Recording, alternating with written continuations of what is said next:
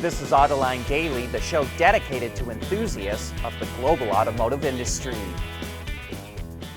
Sales of new cars and trucks in the U.S. market in March fell an alarming 25% compared to a year ago. Even so, automakers managed to sell 1.2 million vehicles, and sales in March were 6% higher than they were in February. But many automakers had a terrible month. Volkswagen dropped the most, with sales plummeting 46%. Nissan was down 40%. Subaru, Porsche, and Mitsubishi each lost about one-third of their sales. Only one automaker had a terrific month. Only one, and you all know who it was: Tesla. Wards Intelligence estimates Tesla sold 36,000 cars in the U.S. market last month, easily outselling BMW, Mercedes, and Audi. Thanks to Tesla, the total market share of EVs was 4.5%. Of course, it wasn't only Tesla that drove up sales of electrics. We saw a lot of new entries that came into the market over the last year, such as the Hummer EV, Mercedes EQS, BMW iX, Hyundai Ioniq 5, Kia EV6, and models from Lucid and Rivian. Tesla continues to dominate the EV segment, but these new entries stole 2 points of market share from Tesla. A year ago, it had 66% of the segment. Now Tesla has 64%. As long as Tesla continues to see its sales grow, it probably won't worry too much about losing share. But it will continue to lose more share as more entries come into the market. It's a mathematical law. All market share has to add up to 100%.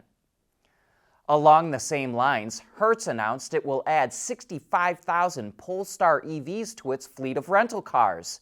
That's on a global basis and over a 5-year period. The cars will become available in Europe, the US, and Australia this year. Hertz also offers Tesla Model Ys to rent and said it was going to add 100,000 of them to its fleet.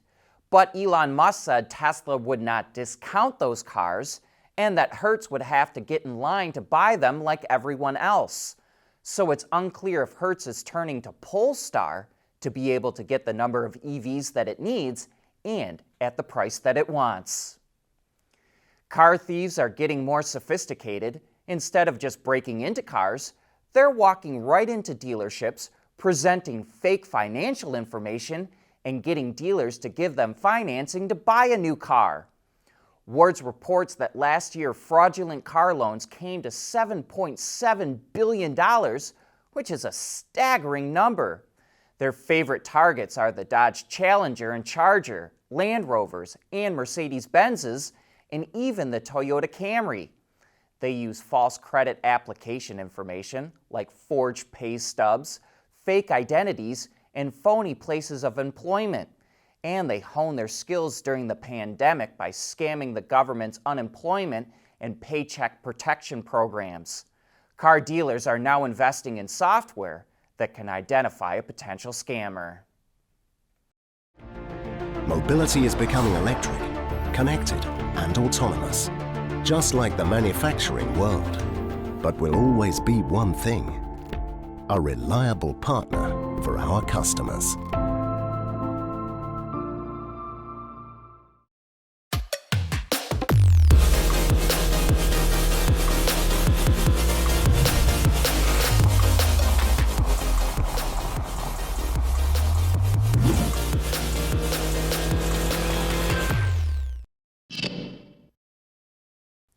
For the first time ever, sales of electrified vehicles outsold gasoline-powered models in France. BEVs, plug-ins, and hybrids accounted for 40% of sales in the first quarter, compared to 38% for gasoline cars. But when you include diesels, ICE models still top the list. The Tesla Model 3 was the top-selling EV in France last month, but the total French market was down 20% in March. The 10th straight month, sales have fallen.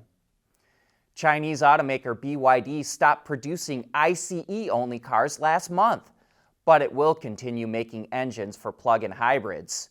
The company sold nearly 105,000 new energy vehicles in March, its highest total ever. New energy vehicles include plug-ins, BEVs, and fuel cell vehicles. Tesla still can't restart production in Shanghai, and that's because of drastic COVID lockdowns in the city. It had hoped to open back up today, but had to cancel that plan. That plant was making about 16,000 cars a week, but it's not clear when it will fire up its assembly lines again.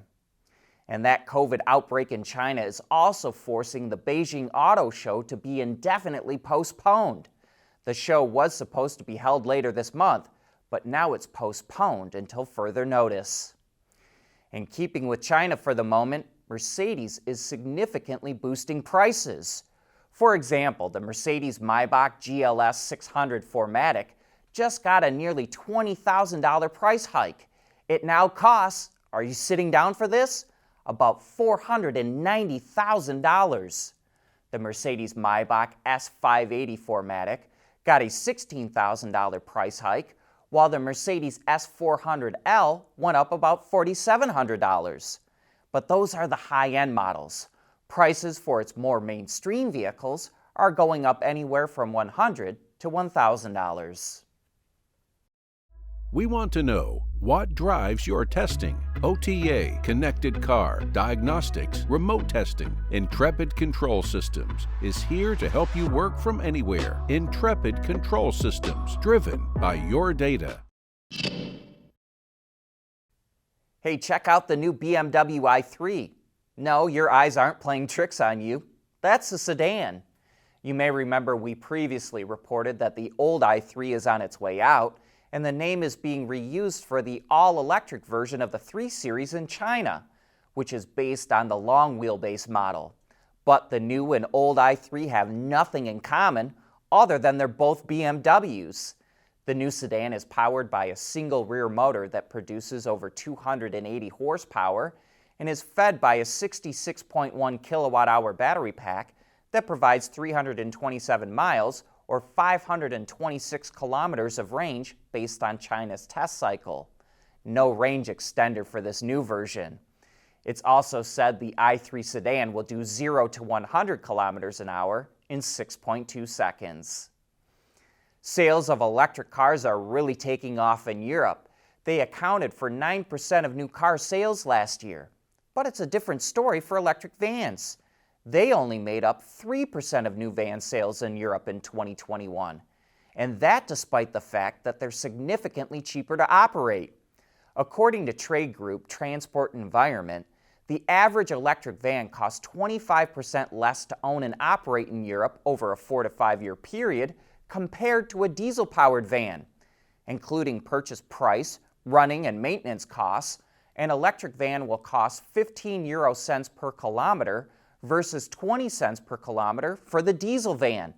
This does include subsidies for the electric vans, but even if you don't include them, the electric vans are still cheaper to operate in 5 out of the 6 countries it ran the numbers in. Who do you think sold the most 4-wheel drive vehicles in the US last year? You might say Jeep, but according to data from S&P Global Mobility, it was Ford. It sold 1.2 million 4-wheel powered vehicles, which includes all-wheel drive, 4-wheel drive, and electric all-wheel drive. That 1.2 million was 18% better than Toyota, the next best-selling brand, and 42% more than Jeep. When you slice it all up, Ford has 13 model variants that would fit into this category. But that's a wrap for today. Thanks for making Autoline a part of your day.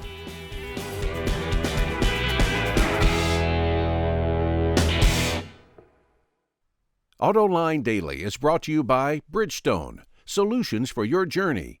Intrepid Control Systems, over-the-air engineering, boost your game.